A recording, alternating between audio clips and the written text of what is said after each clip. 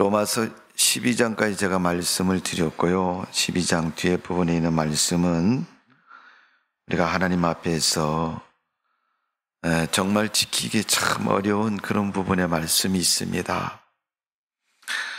저도 힘들고 여러분도 힘들고 아마 하나님도 힘들다고 말씀하실 것 같아요. 보니까 그런 부분이 있는데, 어쨌든 우리가 하기 힘든 것은 하나님이 그 안에 큰 축복을 준비하고 계신다 하는 것을 기억하시고, 하나님이 세상을 사랑하사 요한복음 3장 16절에 말한 것처럼 예수님을 십자가에 주신 것처럼 우리가 복음을 위해서 그런 믿음을 가지고 살아가는 성도가 되어지기를 바랍니다.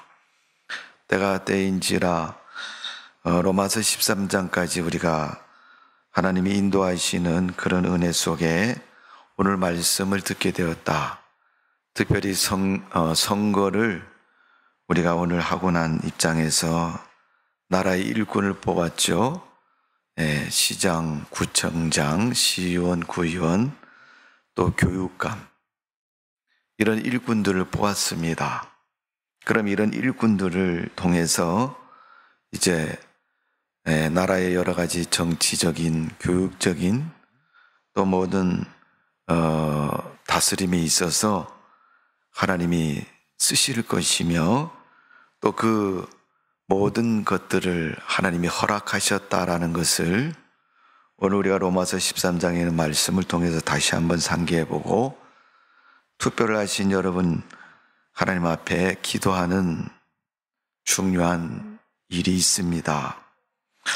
여러분, 기도는 믿는 사람만을 위해서 하나요? 안 믿는 사람을 위해서도 하나요? 믿든 안 믿든 우리는 기도를 합니다. 그러나 하나님 앞에 기도하는 사람은 하나님을 믿는 사람일까요? 안 믿는 사람일까요? 하나님을 믿는 사람들이죠. 하나님을 안 믿는 사람은 하나님 앞에 기도하지 않습니다. 나름대로 자기의 신에 대한 것을 이야기하지만 하나님을 믿지 않으므로 하나님 앞에 구하지 않습니다. 물론 우리가 표면적으로 말하는 사람들 얘기를 들으면 하늘을 쳐다보고 하늘의 신이라고 얘기를 하지만, 그들은 그런 신 중에 하나라는 의미를 부여할 뿐이지 내가 하나님을 믿는다 이렇게 얘기하지 않습니다. 여러분, 하나님을 믿는다고 말하는 것은 내가 하나님 믿습니다, 그렇게 해서 하나님 믿는 게 아닙니다. 여러분, 하나님 믿는 사람은 하나님 외에 다른 신을 믿으면 하나님을 믿는 게 아닙니다. 세상을 사는데도 여러 개 있으면 좋지 않습니까? 그러니까 옛날에 어떤 분이 그런 얘기를 하시더라고요. 자녀가 꽤 많아요. 근데 그 자녀 중에 한 명이 불의의 사고로 인해서 죽게 됐습니다. 가장 보편적인 사고는 여러분, 우리 교통사고가 있잖아요. 그죠? 여름 되면 물에서 이렇게 빠져서 죽는다든가 교통사고 나서 죽는다. 이게 아주 굉장히 큰 사고고 또 목숨을 잃을 수 있는 큰 사고입니다. 근데 그런 사고로 자녀가 한 명 죽었는데 부모는 위로하는 마음을 가지고 다른 놈이 더 잘 되겠지며 라고 말을 하면서 그 죽은 자녀를 가슴 아파하지만 애써서 표현하지 않으려고 그런 표현하는 분을 보았습니다. 그래도 그 자녀가 여러분 마음에, 그 부모의 마음에 일생 동안 짐이 될 것입니다. 오늘이 여름 6일이고 어제까지는 5월달이었는데 5월 하늘은 여러분 가정의 달인데, 여러분 가정이 주 안에서 복된 가정 되시기를 바랍니다. 성경은 복을 받는 가정을 뭐라 그래요? 아브라함의 가정이다, 그렇게 말하고 있습니다. 아브라함의 가정이 하나님을 잘 믿음으로 복을 받는 그런 가정이 된 것입니다. 오늘 성경은 그런 말씀을 하고 있습니다. 우리가 사는 이 시대가 점점 악해지는 시대가 되고 있다. 자, 오늘 우리가 로마서 13장 1절에서 7절까지 읽었는데 그 뒤에 넘어가시면 11절부터 13절까지 말씀을 제가 한번 봉독해 드립니다. 한번 여러분 보세요. 또한 너희가 이 시기를 알거니와 자다가 깰 때가 벌써 되었으니 이는 이제 우리의 구원이 처음 믿을 때보다 가까웠음이라. 밤이 깊고 낮이 가까웠으니 그러므로 우리가 어둠의 일을 벗고 빛의 갑옷을 입자. 낮에와 같이 단정히 행하고 방탕하거나 술 취하지 말며 음란하거나 호색하지 말며 다투거나 시기하지 말고. 거기 보면 11절에 보면 너희가 이 시기를 알거니와, 그 시기가 무슨 시기라고 그래요? 우리가 처음 하나님을 믿을 때보다 구원이 가까웠다. 2022년도 1월달 시작한 지가 엊그제 같은데 벌써 몇 월달이에요? 6월달입니다. 이제 반이 다 지나가고 있습니다. 1년이 12달인데 12달 중에서 이제 한 달만 더 지나면 딱 반이 지나는 거예요, 여러분. 어쨌든 여러분, 6개월 후면 2022년은 역사 속으로 사라집니다. 역사 속으로 다른 2022년 벌써 6월달이 된 것처럼 우리가 1월달이 엊그제 같았는데 벌써 반이 지난 것처럼 우리가 예수님 성경에서 뭐라고 하면 다시 온다, 내가 너에게 다시 온다, 제자들과 초대교회 성도들에게 또 성경을 통해서 오늘 우리에게 그렇게 말씀하셨습니다.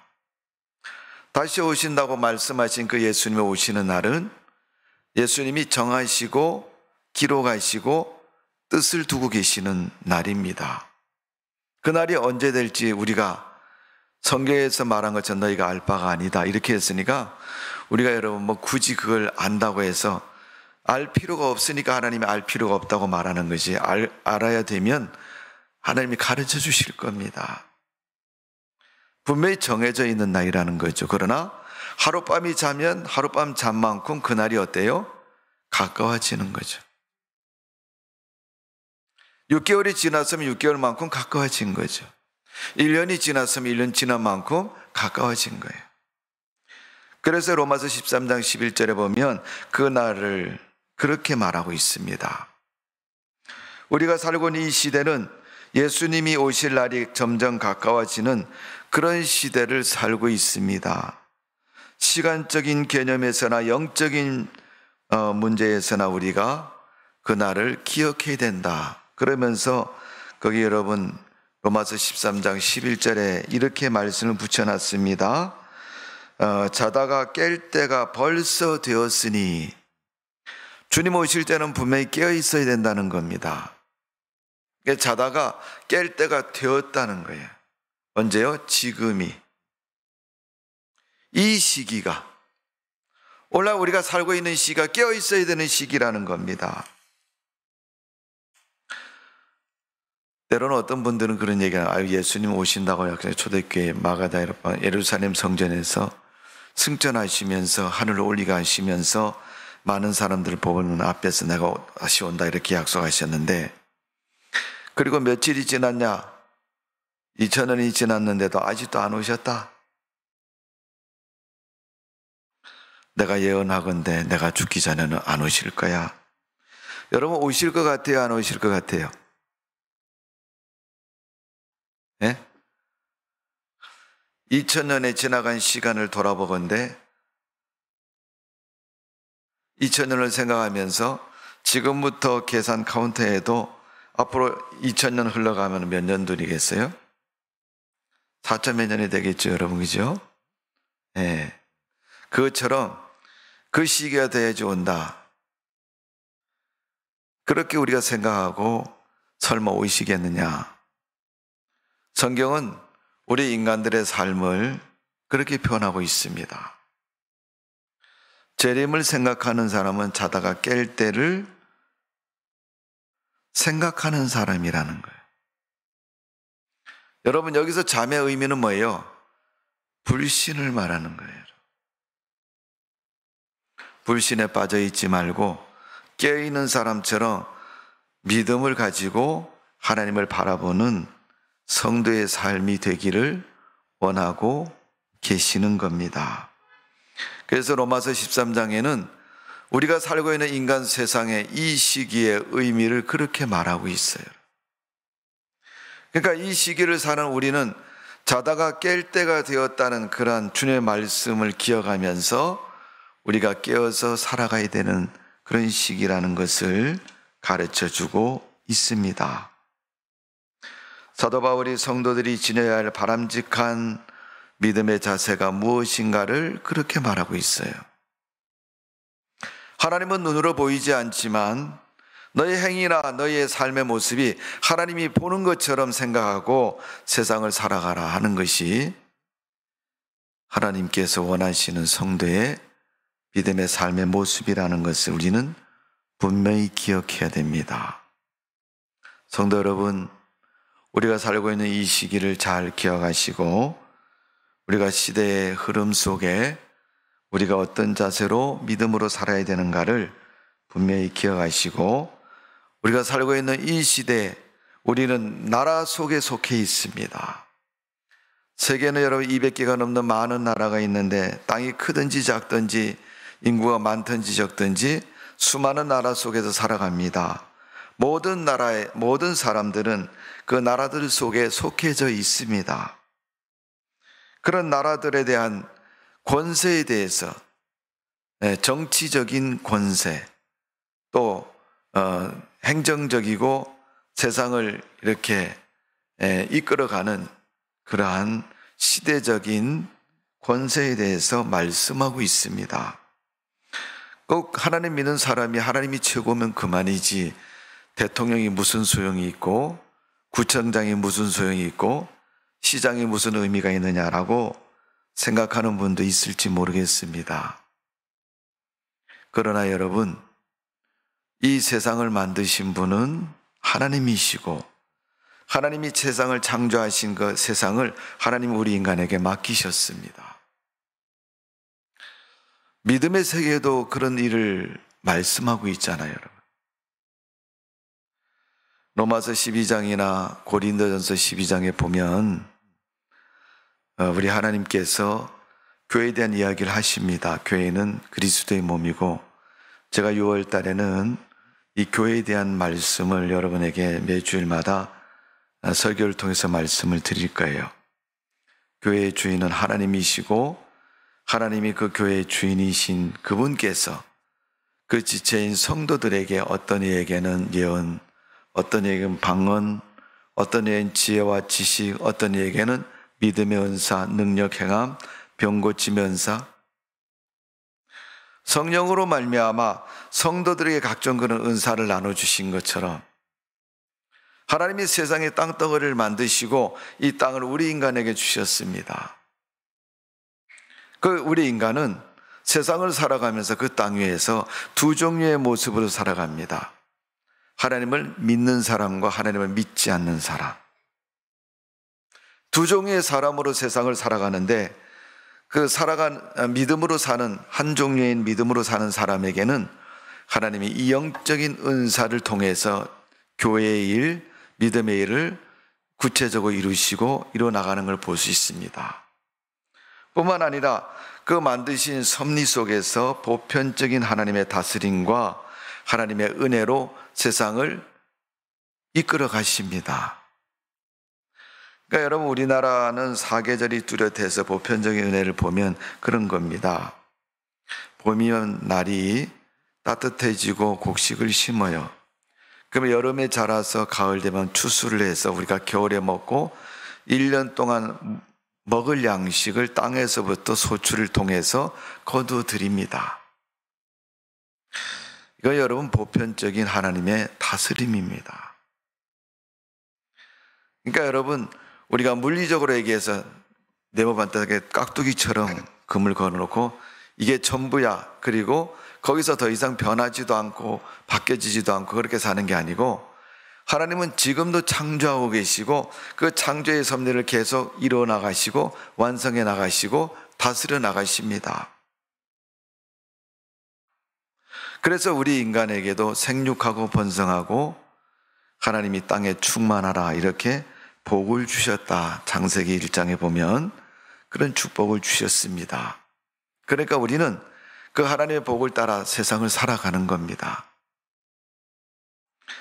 자, 그래서 이 지구상 땅덩어리를 우리 인간에게 맡기셨어요. 그런 땅을 맡은 우리 사람들의 삶의 구조를 보면 나라를 만들고 또 나라의 지도자를 세우고 또 지도자를 통해서 나라를 이끌어갈 수 있는 온갖 제도와 법과 또 그런 과정들을 만들어서 살기 좋은 나라로 만드셨습니다. 그런데 이 모든 것, 모든 지식과 권세가 어디로부터 왔어요? 하나님께로부터 왔다. 성경은 그렇게 가르쳐주고 있습니다. 그래서 로마서 오늘 13장 1절에 보면 이렇게 말합니다. 각 사람은 위에 있는 권세들에게 복종하라. 권세는 하나님으로부터 나지 아니함이 없나니 모든 것에는 다 하나님께서 정하신 바라. 여러분, 우리나라에도 대통령도 있고 국회의원도 있고 또 서울시에는 시장도 있고 우리가 오늘 투표를 했지만 구청장도 있고 이런 직임들이 있습니다. 그 직임은 무엇을 위해서 있는 직임이에요? 그 주어진 권한에 한정되어서 땅을 다스리는 권세를 가진 거예요. 그럼 땅을 다스리는 권세는 땅을 만드신 하나님이 허락하셨다는 겁니다. 여러분, 투표는 우리가 하지만 그 투표에 의해서 결정된 권세는 하나님의 뜻이다. 이런 근본적인 성경 말씀, 하나님의 가르침이 로마서 13장에 있는 권세에 대한 이야기인 것입니다. 이런 여러분, 그 사람이 하나님을 안 믿으니까 안 믿는 사람에게만 해당되는 것이냐? 아니라는 거죠. 이 땅의 모든 사람에게 그 권세가 해당이 되고 하나님의 그 권세의 뜻을 가지고 세상을 다스리고 계신다라는 것을 가르쳐주고 있습니다. 자, 그래서 3절의 말씀은 다스리는 자는 선한 일에 대하여 두려움이 되지 않고 악한 일에 대하여 되나니 내가 권세를 부러워하지 아니하느냐? 선을 행하라. 그리하면 그에게 칭찬을 받으리라. 다스리는 자가 앞에서 이거 해야 되느냐라고 명령하는 그 사람이 뭐에 대해서? 선한 일에 대해서는 두려워하지 않는다. 그럼 두려워한다는 것은 악한 일에 대해서 두려워한다고 얘기하는데 그 악한 일이 뭐예요? 나쁜 일, 거짓된 일, 하지 말아야 될 일을 말하는 거죠. 그러니까 내가 너 이거 좀 해라. 그런데 여러분, 꼭 해야 될 일을 하라고 그러는 것은 여러분 필요하기 때문에 해야 되기 때문에 어떻게 해요? 꼭 해라.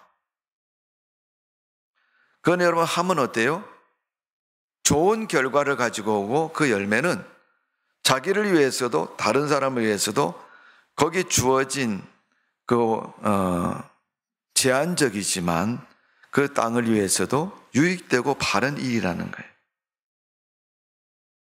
근데 여러분, 우리가 사람들이 쉽게 얘기를 하면 내가 누구 물건을 훔쳤다. 도둑질이잖아요. 그죠?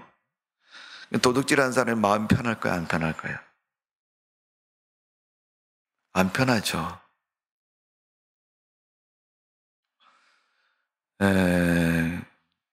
저희 교회가 옛날에 우리 일반 오픈된 건물을 가지고 있을 때 교회 마당이나 교회 주변에다가 꽃을 많이 심었습니다. 화분에다가 꽃을 많이 심어서 이렇게 화단을 아름답게 이렇게 조성을 해놨는데 수많은 사람들이 여러분 교회에 담이 없으니까 교회 안에 자유롭게 출입을 하죠. 교회 문도 여러분 열려 있을 때는 언제든지 교회 안에 들어올 수 있고 이렇게 출입을 할 수 있습니다.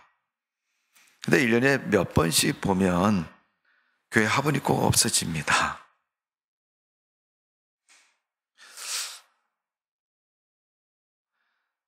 그러면 이제 사모님 마음이 상해가지고, 잘 길러가지고 꽃이 아름답게 피면요, 한 며칠 있다 보면 사가 없어져요. 누가 갖고 왔는지 모르죠.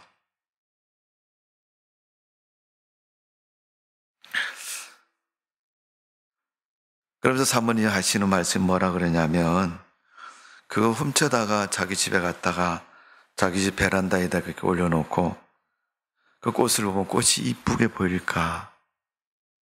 자기 마음 같으면 안 그렇게 했다는 거예요. 꽃이 이쁘면 이쁠수록 마음속에 생각이, 저건 내가 훔쳐왔는 건데, 내가 저 교회에서 훔쳐왔는데, 아니면 내가 동네 어느 집에서 훔쳐온 건데, 그 마음이 먼저 생길 거 아니냐, 이런 얘기죠. 여러분, 착하고 선한 일을 했을 때는 그런 마음이 없죠. 그러나 나쁜 일을 행했을 때는 여러분, 그 나쁜 일에 대해서 본인이 먼저 잘 아는 거예요. 내가 하지 말아야 되고 금해야 할 일을 했다 그러면 어떻게 해요? 그 마음에 대해서 짐이 생기는 거예요, 여러분. 아, 내가 도둑질을 했구나. 내가 하지 말아야 할 일을 했구나. 그거에 연계돼서 여러분, 우리가 믿음을 가지고 사는 성도에게도 늘 그런 짐이 있습니다. 주일날 여러분 놀러 가고 주일날 빠지면 여러분 마음이 편합니까? 성경에서 하나님이 예배를 드려라, 안식일을 거룩히 지켜라. 하나님께 예배하는 자가 복이 있는 자이다. 하나님이 뭐 복을 굳이 얘기 안 하더라고. 네가 믿는 사람이 하나님을 경외하고 섬겨야 된다. 그럼 너가 하나님을 섬기는 게 뭐냐? 주일날 가서 예배 드리는 것이고, 교회를 위해서 일하는 것이고, 또 시간과 여유가 되면 내가 주님을 위해서 무슨 일을 할까 정해서 하나님 앞에 봉사하고 믿음을 지키고 열심을 다하는 것이 주님을 섬기는 우리 신앙의 모습이라면, 우리 신앙의 정체성이고 주체성이라면, 만일 그 일을 해야 됨에도 그 일을 가만히 생각해 보니까 내가 꼭 해야 될 것 같고 내가 아니면 할 사람이 없다라고 생각이 되어졌을 때, 자천하는 마음을 가지고 내가 그 일을 감당했을 때 그 일에 대한 만족과 행복과 또 그 일에 대한 기쁨은 세상에서 어떤 것을 얻는 것보다 엄청난 기쁨으로 내 속에 남아있을 겁니다.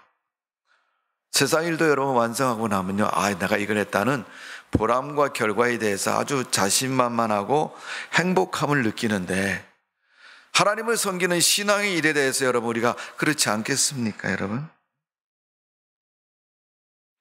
오늘 여러분, 하나님께서 그 사람을 어떤 지역의 일꾼으로 세우고 그 일을 그에게 맡겼다면, 그는 그 일을 하나님이 나에게 주신 권리인 걸로 여기고 내가 그 권리를 사용해서 선한 일들을 마음껏 해야 된다는 겁니다. 그래서 1절에 보면 권세가 하나님께로부터 났고 이는 하나님이 주셨다는 겁니다. 왜 하나님이 그 권세를 나에게 주었느냐? 하나님의 선한 일을 위해서, 하나님이 원하는 일을 이루기 위해서 나에게 주셨다는 거예요. 성령의 은사도 마찬가지죠, 여러분. 우리가 은혜 받았으면요, 하나님의 은사를 받았으면요, 그 은사를 가지고, 은혜를 가지고 믿음의 일을 해야 됩니다. 우리가 여러분, 육체를 가진 우리 사람들의 모습을 생각해 보십시오. 엄마 뱃속에서 태어난 아이가 어느 날 아침에 뻘떡 일어나가지고 막 뛰어다니고 걸어다니고 그런 적은 없습니다, 여러분. 걸음마를 하나씩 하나씩 뛰고 배우고 잘하고, 걷는 것을 잘하면 뛰어다닐 수 있고, 뛰는 걸 잘하면 더 빨리 뛰기 위해서 연습을 하고 속도를 내면 여러분 달리기 선수도 될 수 있고, 그 수많은 사람 속에서 1등을 할 수도 있고 또 좋은 기록을 낼 수도 있는 겁니다. 그것처럼 열심을 다하는 것은 하나님이 우리에게 허락한, 사람인 우리에게 허락한 그 하나님의 권세를, 그 자리를 우리가 선한 일을 해서 사용하고 또 하나님의 뜻을 이루기 위해서 사용해야 된다는 것을 가르쳐주고 있는 것입니다. 여러분, 내가 가만히 쳐다보니까 그 사람이 예를 들어서 대통령이 되었다. 대통령이 되니까 참 좋더라. 좋은 집에서 살고 많은 경호원들이 지키고 월급도 많이 받고, 물론 그런 눈으로 보이는 혜택도 많이 있죠. 그러나 그 혜택만큼 그에게 주어진 임무도 일도 큰 겁니다. 여러분, 역대 대통령들 직임하는 기간을 보면요, 처음에 대통령 됐을 때하고 5년 대통령 마칠 때 그분의 얼굴 상태를 보면요, 제일 많이 변한 부분이 있어요. 어딘지 아세요, 여러분? 머리가 제일 많이 변했어요. 네, 머리가 빠지는 분은 거의 다 빠져버렸고요. 머리가 잘 안 빠지는 분은 까만 머리에서 하얀 머리로 많이 바뀝니다. 그만큼 직무가 많기 때문에 직무를 위해서 열심을 다하다 보면 그런 모습이 되는 것을 볼 수가 있습니다. 그래서 오늘 본문에 보면 하나님께서 우리들에게 그 일을 맡기신 이유가 뭐냐? 그것은 선한 일꾼이 되어서 그 일을 감당하도록 하기 위해서 일을 맡기셨다는 겁니다. 자, 그래서 3절에 보면 다스리는 자들은 선한 일에 대해서 두려움이 되지 않고 악한 일에 대해서 되나니, 그러니까 이걸 정리를 하면 그런 얘기예요. 다스리는 사람은 선한 일을 해라, 이런 얘기죠. 선한 방법으로 다스리고 선한 목표를 가지고 다스리라는 거죠. 내게 그 주어진 자리를 좋은 곳에 사용하고 바른 것에 사용하라는 거예요. 내 이익을 위해서 쓰지 말고, 여러 사람을 위해서 준 자리니까 여러 사람을 위해서 쓰라는 거예요. 내 지갑 속에 있는 돈은요, 내가 원하는 만큼 내가 바라는 곳에 써도 됩니다. 근데 여러분, 여러 사람이 일을 해서 벌어들인 회사의 돈은 어떻게 써야 돼요? 룰에 따라서 정해진 대로 나누어서 쓰는 거죠. 그리고 나머지는 뭐예요? 개인 돈이 아니고 사장님 돈도 아니고 누구 돈이에요? 회사에 속해서 일한 사람 전체의 돈입니다. 그러니까 여러분, 나라적으로 얘기하면 세금 같은 거 마찬가지입니다. 각종 세금이 있지 않습니까, 여러분? 일하는 국민들이 낸 세금이 세무서를 통해서 다 거출이 돼가지고 한 곳으로 모입니다. 그러니까 그 엄청난 재정이 모이는 것을 볼 수 있습니다. 근데 그 세금은 누구 돈입니까? 나라 돈이죠. 이런 말하면 쉽게 얘기하면 공금이에요. 공적인 돈이에요. 공적인 돈. 개인의 돈이 아니고 누구 돈이에요? 그 나라의 돈입니다. 그럼 그 세금을 어떻게 사용해야 돼요? 나라를 위해서 사용해야죠. 나라의 발전을 위해서, 선한 일을 위해서, 또 해야 될 일을 위해서 사용돼야 되는 거예요. 그런데 어떤 힘 있는 사람이 세무서에 있는 그 세금을 자기가 입마에 뽑게 돼서 자기가 마음대로 쓰면 어떻게 해요? 그것은 횡령죄가 되는 거예요. 그래서 감옥도 가야 되고 벌도 받아야 됩니다. 하나님이 주신 권세도 마찬가지라는 겁니다, 여러분. 하나님이 주신 권세는 내가 얻은 권세라고 생각하지만 그게 내가 얻은 권세가 아니라는 거예요. 이 세상의 모든 권세는 하나님이 주셨다는 겁니다. 그러면 그 하나님이 주신 그 권세를 내가 내 힘으로 얻었다고 생각하면 그렇게 쓰기가 쉽죠.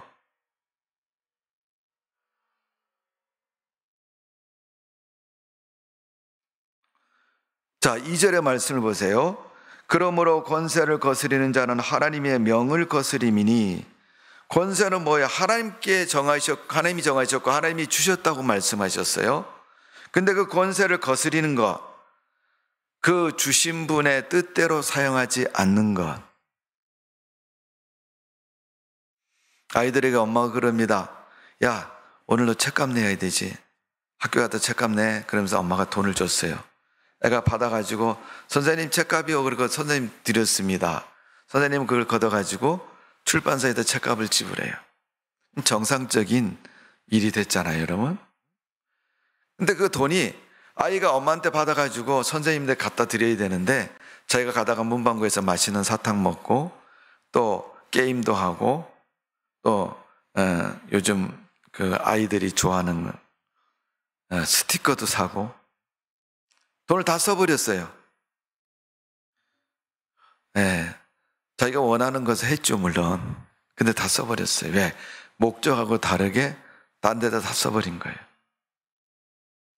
선생님이 아무개야 책값 내라 그랬더니 선생님 없는데요, 돈 없어서 못 내요. 그러면 그 아이는 책은 받았지만 책값을 안 줬기 때문에 책을 반납하든지 아니면 책값을 다시 마련해서 다시 내든지 둘 중에 하나를 해야 되는 거예요. 근데 그렇게 하지 않고 어떻게 해요? 없다고 그러면 여러분 해결이 안 되는 거예요, 여러분. 그래서 오늘 2절의 말씀은 모든 권세를 다스리는 하나님께서 명령으로 주신 것이다. 그 명령은 하나님의 뜻을 이루기 위해서 주신 명령이라는 겁니다. 거기에서 보면 거스림이니 거스리는 자들은 심판을 자취하리라 그랬어요. 하나님의 심판을 피할 수 없다는 것이고 심판을 받을 수밖에 없다는 겁니다. 오늘 여러분 권세를 다스림이라고 표현해 있고요. 그 다스림을 하나님이 주셨다고 말씀하고 있습니다. 그러니까 권세를 얻은 사람은 다스림을 선하게 차려야 됩니다. 목사님, 내가 선거운동도 얼마나 열심히 했고 이번에 선거하느라고 사람들 밥도 사주고요. 내가 홍보물도 찍고요. 프랜카드도 걸고요. 차 연설도 하고요. 그래갖고 돈이 엄청나게 들어갔습니다. 내가 재산이 있고 노력하고 수고해서 얻은 권세인데 내가 공짜로 얻은 줄 아십니까? 이렇게 말하면 여러분 잘못된 인식입니다. 어떤 권세이든 어떤 자리이든 하나님이 허락하셨다라는 사실을 우리가 꼭 기억하라는 것입니다. 그래서 여러분 세상을 사는 사람들에게 꼭 믿음이다 믿음이 아니다 이런 걸 떠나서 어떤 위치와 자리를 마련해 주면 그것에 대해서 선한 모습으로 최선을 다해서 그 사명을 잘 감당해야 된다는 거예요. 우리가 교회에서 많이 사용하는 말 중에 사명이라는 말이 있잖아요. 사명은 주신 사람이 있습니다. 내가 스스로 사명을 갖는 게 아니에요. 그건 내 계획은 그렇게 갔지만은 누군가에 의해서 내게 임무가 주었을 때 사명이라는 말을 쓰지 내 계획을 가지고 사명이라고 말하지 않습니다. 가끔 우리가 신학생들도 보면요. 내가 하나님 일을 위해서 사명받은 자다 이렇게 얘기하는 분들이 있어요. 무슨 사명 받았냐 그랬더니 자기는 해외 선교의 사명을 받았대요.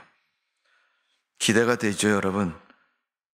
이제 신학을 공부하고 나면 자기가 해외 선교의 사명을 받았다니까 얼마나 선교사로서의 사명을 잘 감당할까 이렇게 보면 선교사로 나가지 않고 있어요. 왜 선교사로 안 나가냐? 해외 선교 사명을 받았다며 선교사로 왜 안 나가냐고 물어보면 기도했더니 하나님이 바꾸셨다는 거예요, 여러분. 그래서 뭘로 바꿨냐 그랬더니 다른 걸로 바꿨다는 거예요. 물론 그럴 수도 있겠죠. 그러나 여러분 자기 계획을 가지고 사명이라고 시작한 사람은 중간에 꼭 그렇게 바뀌더라고요, 여러분. 하나님이 정말 뜻이 있어서 그 일을 잘 완수하기까지 하나님이 맡기셨다면 바뀌어지지 않습니다. 그런데 그 하나님의 일을 맡은 사람이 꼭 기억해야 할 것이 오늘 본문에 있는 것처럼 선한 일이라는 겁니다. 세상적으로 말하면 착한 일이고 또 악한 일이 아닌 것을 반대로 선한 일을 말하겠지만은 꼭 그런 의미가 아닙니다. 하나님 맡기신 선한 일은 하나님의 일을 말하는 것이고 하나님의 일을 위해서 하나님이 그 권세를 주셨다는 거예요.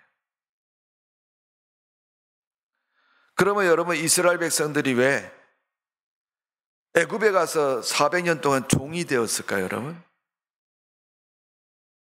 눈으로 볼 때는 여러분, 이스라엘 백성 가나안 땅에서 아브라함 때 그 땅을 하나님 주셨는데 거기서 살지 왜 애굽으로 갔어요, 여러분?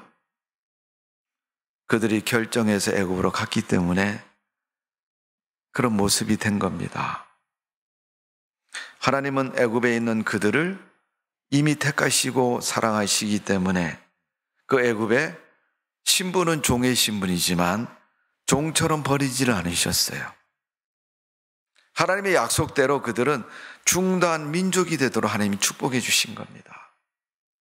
우리가 성경을 읽어서 아시다시피 여러분, 바로가 애굽 사람들 애기 낳으면 막 죽이잖아요, 여러분. 하수에 빠뜨려갖고 죽이고 남자애 다 죽이고 멸절시키고 또 산파들 동원해가지고 이스라엘 백성 히브리 여인들이 애를 낳으면요 막 살인하고 막 죽입니다. 그런 과정 속에서도 하나님은 이스라엘 큰 민족을 만드셨어요. 바로는 여러분 악한 지도자입니다. 하나님의 뜻, 하나님의 거룩한 권세를 자기 사욕에 따라서 움직였고 악하게 통치를 했습니다.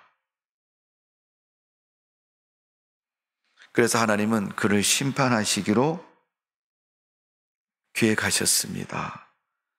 그래서 이스라엘 백성들의 소리를 들으시는 그때 애굽에 열재앙을 내리고 그 열재앙 가운데서 이스라엘 백성을 애굽에서 이끌어내셨습니다.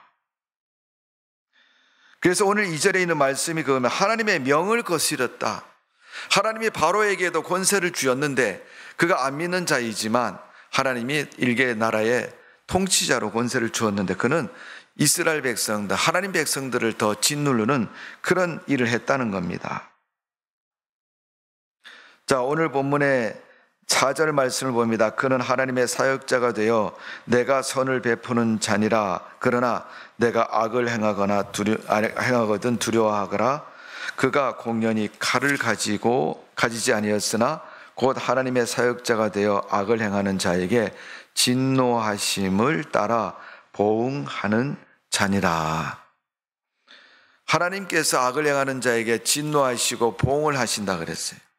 그러니까 여러분, 권세를 얻었으면은 그 권세에 합당한 자기의 위치에서 잘 다스리는 그런 일꾼이 되어야 됩니다. 그래서 우리가 하나님께서 성도들에게 그리스도인의 국가관, 성도의 국가관에 대해서 제일 첫 번째 권세를 위해서 기도하라는 겁니다.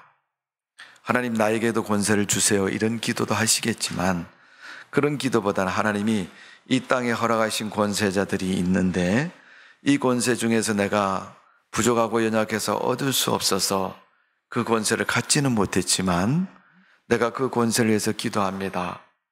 하나님, 이 나라 대통령을 선하게 여겨 주시어서 선한 마음을 주시어서 그가 선한 정치를 통해서 나라를 선하게 잘 다스릴 수 있도록 축복해 주옵소서.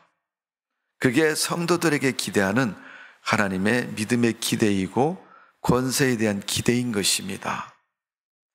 성경에서 말한 것처럼 다 머리일 수 있겠냐, 은사를 말할 때 그런 얘기를 하잖아요. 다 머리일 수 있느냐, 다 팔일 수 있느냐, 다 눈일 수 있느냐. 머리가 눈보다 보는 것을 기대해야지 일하는 걸 기대하면 되겠느냐. 눈은 일할 수 있는 게 아니라 눈은 보는 거잖아요. 손과 발은 일하는 거 아닙니까? 손과 발을 보는 게 아닙니다.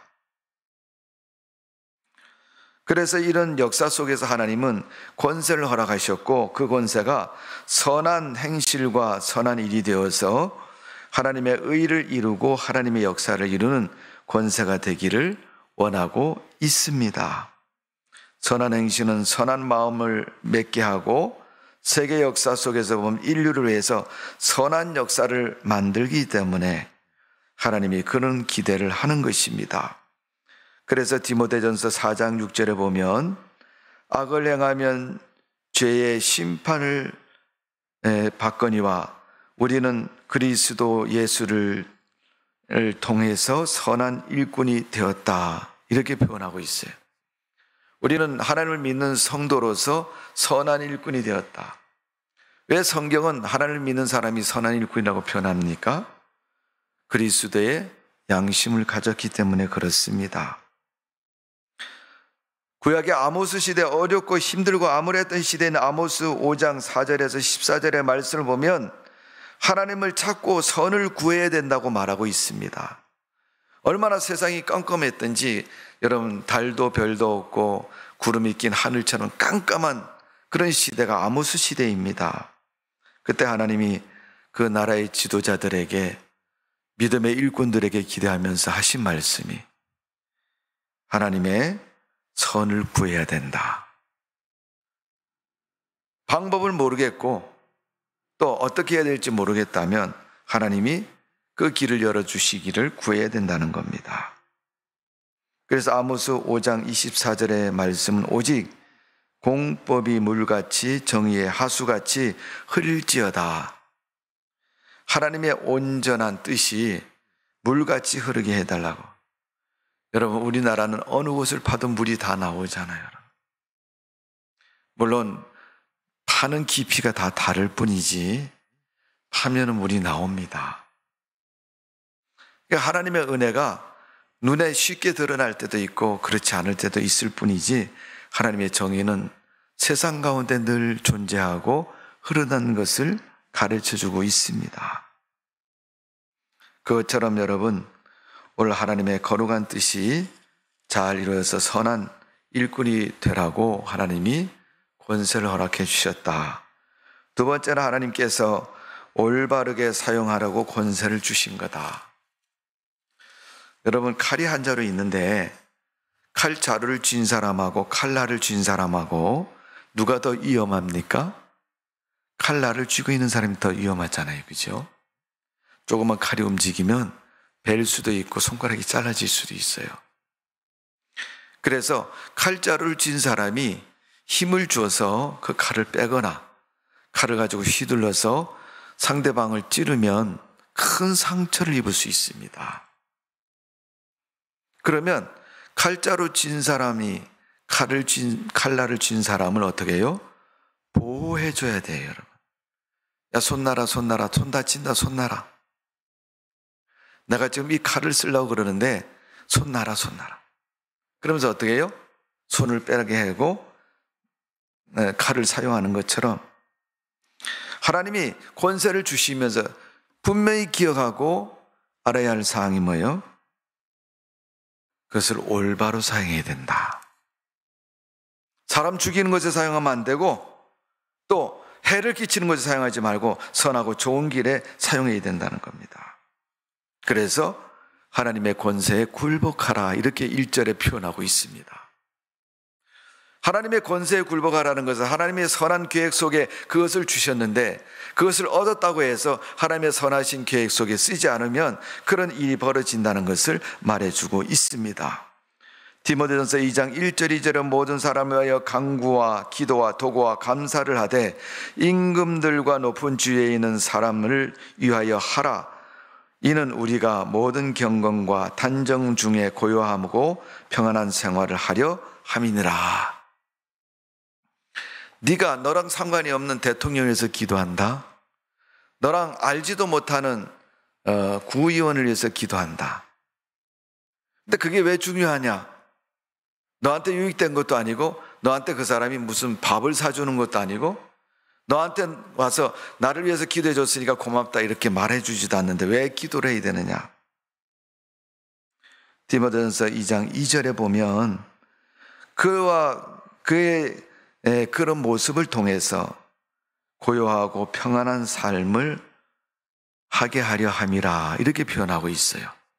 그가 선한 마음을 가지고 그 권세를 가지고 좋은 일에 잘 사용해서 궁극적으로 나라가 발전하고 구청이 발전하고 시가 발전해서 평안한 시가 되고 좋은 나라가 되면 그 역량으로 해서 내가 평안하고 고요하고 좋은 삶을 누리게 된다는 것을 가르쳐주고 있습니다. 그러니까 결국 궁극적으로 네가 그것을 위해서 기도하면 내가 좋은 역량, 좋은 삶을 보장받는다는 겁니다. 구약의 유다서 1장 8절에 보면 사단이 가장 크게 역사하는 권위는 업신여기는 것이다. 하나님의 권위를 대적하고 업신여기는 거다. 악한 사람이 권세를 얻으면 사단이 옆에서 그런데요. 야, 그거 가지고 있잖아. 뭐 이렇게 누구도 어떻게 하고 저것도 이렇게 너 그 사람도 원수지 않냐? 그러면 여러분 사람들이 그런 걸 생각하죠. 그래도 내게 하나님이 이런 좋은 자리를 주신 것은 저렇게 쓰라고 주신 거 아닌 것 같은데 거절하고 공의를 위해서 사용하고 선한 일을 사용하면 하나님이 그 하는 일을 보시고 그 주신 권세에 대해서 만족하시고 더 큰 권세도 주시고 더 큰 길도 열어주신다는 겁니다. 근데 그가 그를 그렇게 하지 못하도록 계속 옆에서 참소하는 사람이 누구냐면 사단이라는 거예요. 마귀라는 겁니다, 여러분.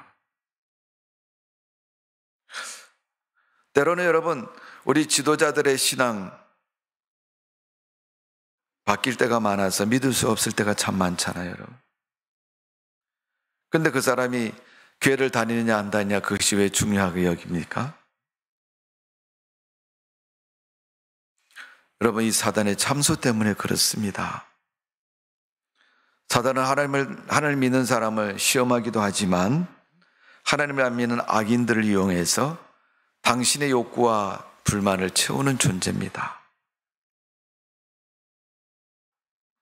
그것처럼 마귀는 우리 성도들을 시험하기도 하지만 하나님을 안 믿는 악한 자들을 통해서 세상을 더 어지럽히기도 하고 세상을 더 힘들게도 합니다. 그러기에 그들의 권세를 제어할 수 있는 것은 하나님의 도우심밖에 없습니다. 그 하나님은 언제 도우십니까? 성도들이 기도할 때 도와주시는 거예요. 그러니까 여러분, 하나님을 믿는 성도들이 아무런 관련이 없는 권세자들을 위해서 기도하는 건 결국 하나님께서 궁극적으로 그 기도를 들으시고 선하신 뜻을 이루시고 그 사회와 그 땅을 평안케 하셔서 결국은 우리에게 어떤 삶을 줘요? 평안하고 즐겁고 좋은 삶을 이루어 주신다는 겁니다. 그러기 때문에 여러분, 우리가 그리스도인으로서 하나님 앞에 권세를 위해서 기도해야 된다 하는 겁니다. 마지막으로 권세에 대해서는 오늘 성경 말씀에 보면 하나님의 의를 이루는 권세가 되어야 된다. 마태복음 6장 33절에 보면 너희는 먼저 그의 나라와 의를 구하라. 그리하면 이 모든 것을 너희에게 더하시리라. 이건 여러분, 우리 하나님을 믿는 사람이든 믿지 않는 사람이든요, 우리 세상을 살아가는 삶의 우선순위를 그렇게 가르쳐주고 있는 거예요. 먼저 하나님의 나라와 의를 구하라. 여러분, 하나님은 그 자리와 힘을 줄 때 어떻게 해요? 선한 목적을 이루기 위해서 주신다 그랬어요. 그러면 그 나라와 의를 하면 그가 무슨 일을 이루어야 돼요? 선한 일을 이루어야 되죠. 선한 일을 이루면 하나님의 의와 하나님의 의를 이루기 위해서 이루시는 거예요, 여러분. 너 혼자 잘 먹고 잘 살고 편안하고 기쁘고 기회가 왔으니까 너가 그것을 마음껏 누려라. 뭐 그런 것도 있지만은 하나님 원하시는 것은 그것을 가지고 공의를 이루시라는 거예요. 하나님의 공의를, 하나님의 의로움을 이루라는 겁니다. 실제적으로 여러분, 그 이야기가 기록된 부분이 바로 구약의 에스더서입니다. 여러분, 에스더서에 보면 하만이라는 사람이 이스라엘 백성을 죽일 음모를 꾸밉니다. 기글 높은 장대를 매달아 놓고 또 왕이 아닌 다른 사람을 섬기는 사람은 다 거기다 매달아 갖고 죽이려고 계획을 세웁니다. 그때 에스더가 왕후가 됩니다. 왕후가 된 에스더에게 그 계획을 안 모르드게가 그런 얘기를 하죠. 네가 왕후가 된 것은 하나님이 위기에 처한 이 유대인들을 구원하시려고 너를 왕후로 시켜주지 않겠느냐. 그러면서 에스더 4장 14절에 보면 왕 앞에 나가서 유대인들을 살려달라고 간청을 좀 해라. 성경 우리가 읽어보시면 왕이 부르기 전에 나가면요, 괘씸죄에 걸려서 당장 단칼에 죽을 수 있습니다. 에스더가 그런 얘기를 합니다. 그러면 좋습니다. 삼촌이 말하는 것처럼 내가 왕한테 가서 내가 내 목숨을 내놓고 간청을 할 테니까 나를 위해서 기도를 좀 해주세요. 그러면서 수상궁에 있는 모든 유대인들을 다 모아놓고 금식 기도를 시킵니다. 에스더는 자기 밑에 있는 종하고 둘이서 어떻게 해요? 금식 기도하고 왕 앞에 나갑니다. 그때 왕이 에스더를 불쌍히 여기시고 그의 요청을 들어서 그 하만이 오히려 거꾸로 장대에 달리고 유대인들이 거기서 살아남는 것을 볼 수가 있습니다. 자, 무엇이 그걸 가능하게 했죠? 믿음이 그를 가능하게 했죠, 그 일을. 그런데 그 믿음이 에스더와 모르드게가 다 뭐예요? 하나님을 믿는 믿음의 사람이에요. 그러니까 여러분, 눈으로 보이는 세상의 권세보다 따지면 궁극적으로 하나님께서 역사하시는 그 권세가 훨씬 더 크다는 거예요. 세상에 보이는 권세는 보이는 대로 그냥 쓰고 말지만 하나님의 권세는 보이지 않는 부분에서도 역사하는 부분이 하나님의 권세입니다. 오늘 여러분, 로마서 12장까지는 교회와 예배 생활에 대해서 교훈하신 하나님이 은사도 주시고 또 선한 봉사를 통해서 하나님이 주시는 축복의 즐거움을 로마서 12장 21절까지 말씀을 하고 있고요. 그리고 그리스도인이 살아가는 선한 방법으로 세상을 다스리며 살아가라. 그러면서 13장에 넘어와서는 눈으로 보이는 권세도 어떻게 우리가 다스리며 살아갈 것인가, 그것에 대해서 오늘 말씀하고 있는 겁니다. 여러분, 대통령은 한 명입니다. 온 국민이 다 대통령이 될 수 없습니다. 근데 그 대통령이 된 사람이 하나님을 안 믿는다면 정말 안 믿는 것으로 끝나겠느냐? 그거 아니라는 겁니다. 그가 비록 안 믿지만은 그 안 믿는 그가 하나님의 뜻대로 움직일 수 있는 것은 그 뒤에서 기도하는 성도들의 기도 때문에 움직일 수 있다는 겁니다. 하나님의 진정한 권세로 움직이는 사람은 누구예요? 믿음을 가진 성도들의 요청이라는 겁니다. 오늘 여러분, 우리가 지방의원 선거를 하고 일꾼을 뽑았습니다. 앞으로 4년 동안 저들이 각자 직임에 따라서 여러 가지 활동을 할 것이고 제도를 만들고 나라를 다스려 갈 겁니다. 우리에게는 믿음의 권세가 있습니다. 그 사람들은 세상적인 권세를 가졌을지 모르지만 세상적인 권세보다 더 위대하고 큰 힘을 가진 권세는 믿음의 권세라고 그랬어요. 그 믿음의 권세가 승하느냐 그렇지 않느냐는 기도하는 성도들의 기도에 달려있는 것이고, 하나님이 뜻을 이미 정하셨고 선한 역사를 그들에게 허락하셨습니다. 그럼에도 선한 역사로 이루어지지 않는다면 성도들의 기도에 의해서 그 선한 역사는 앞으로 계속될 것이고 이루어져 나갈 줄로 믿습니다. 성도 여러분, 여러분의 기도는 위대한 기도이고 능력의 기도입니다. 하나님의 마음을 움직이고 세상을 움직이는 기도가 성도의 기도입니다. 선한 마음을 가지고 믿음의 마음을 가지고 기도함으로 하나님의 선한 역사를 이뤄가는 성도가 되시기를 주님의 이름으로 축원합니다. 기도하겠습니다. 아버지 하나님, 모든 권세는 하나님께로부터 났고 권세 가진 자는 선한 일을 위해서 사용하라고 말하고 있습니다. 악한 일을 쓰면 두려워한다고 했습니다. 권세는 하나님이 주신 것이라고 말씀하고 있습니다. 아버지 하나님, 이 나라 민족도 선한 나라가 되고 믿음의 나라가 되고 하나님의 거룩한 뜻을 이루는 민족이 되어야 될 줄로 믿습니다. 주님, 선한 마음을 가지고 권세를 허락해 주셨사오니 이제 주님께서 이 나라 민족을 다스려 주시고 그 선한 권세가 잘 이루어지도록 성도들의 기도를 들으시고 하나님의 역사를 이루어 주옵소서. 비록 악인이라 할지라도 하나님이 바꾸시면 선한 일꾼이 됩니다. 하나님, 이 나라 민족의 믿음의 지도자들을 세우시고 선한 역사를 통해서 하나님의 거룩한 뜻을 이룰 수 있도록 은혜를 베풀어 주옵소서. 악인들이라 할지라도 하나님이 주신 권세라는 것을 알게 해주시고 하나님의 뜻대로 사용하는 믿음의 사람 되도록 은총을 내려 주옵소서. 우리의 믿음도 지켜주신 하나님 앞에 감사를 드리며 예수님의 이름으로 기도하옵나이다. 아멘.